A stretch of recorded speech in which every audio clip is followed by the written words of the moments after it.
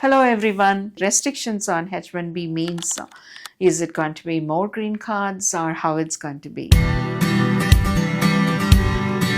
H1B doesn't have anything to be related to the PERM filing, which is the immigrant status. However, we all know the 7% is the criteria that has to be for any nationality.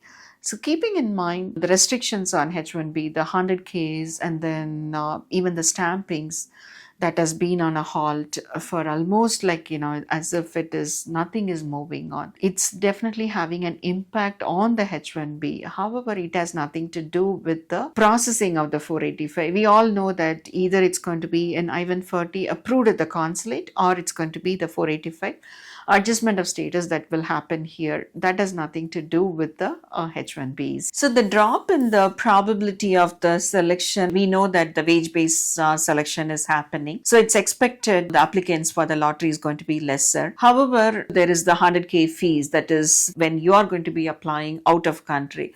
So these two are going to be definitely making an impact on the lottery selection, but that has nothing to do with the green card or the permanent resident filings. Can fewer new applicants reduce the backlog over time? Eventually, but the proclamation is also for the 100K is only till September. We have to wait and see. And people who already had been here on the H1Bs, right, they have an extension options, possibility of extending their stay, which is, we all know the priority dates are at 2014 and 15 and 2013. So it's a long way to see the impact that's going to happen with this. What really controls priority date movement in the visa build? So the priority date is the date that your PERM has been filed.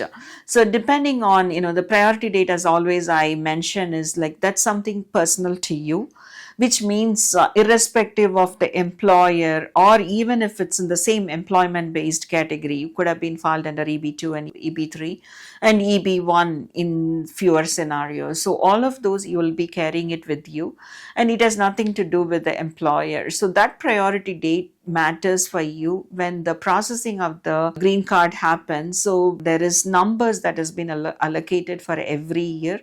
And so that's related to the priority date and the visa numbers that's available. Do H1B trends matter for high demand countries like India and China? H1B doesn't matter for them. It's all about the visa numbers for the green card permanent residents. Should I change my strategy, EB2, EB3, EB1, based on current trends? I would say it's a very subjective question. I have said it so many times. Always try your best to keep EB2 and the EB3 priority dates on the same PERM, because EB1 is completely different or EB1C is completely different. There's no even PERM that is associated with the EB1As and the EB1Cs. However, when you have this PERM that has been filed under the EB2, always parallelly keep your EB3.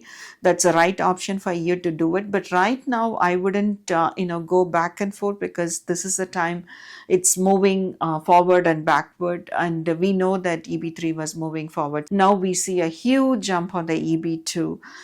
So I would say if you're on the one lane, just wait and see how things are going to be happening. There are multiple options that's available.